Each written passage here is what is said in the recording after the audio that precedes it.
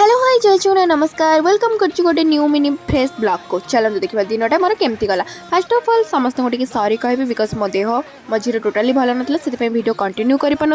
एबे मो video continue रहा आपण मानक लाइक शेयर सब्सक्राइब भी कंटिन्यू टिके जमती रहे। तो भुवनेश्वर पाग को तो किसी भरोसा ना हो छाड़ू जेहेतु मो देहटा मझे टे खराब होता से मुझे पैड को भी एबे कंटिन्यू कर मो डेली रूटीन तापर लंच रे मु खाई सारी और लास्ट खीरी थी ताको भी खाइली देन इच्छा है पाग को देखिए गरमा गरम पकोड़ी सहित चाहा करने तो मु चाहा एपटे बसीदेली सेपटे मोर पकोड़ी सब रेडी होता मम्मी छाणिकी देला बास ये मु खिया पिया करदेकी बाहरी गलु आम टे लिपि सहित मुझे एक्चुअली टे मार्केटिंग करने बिकज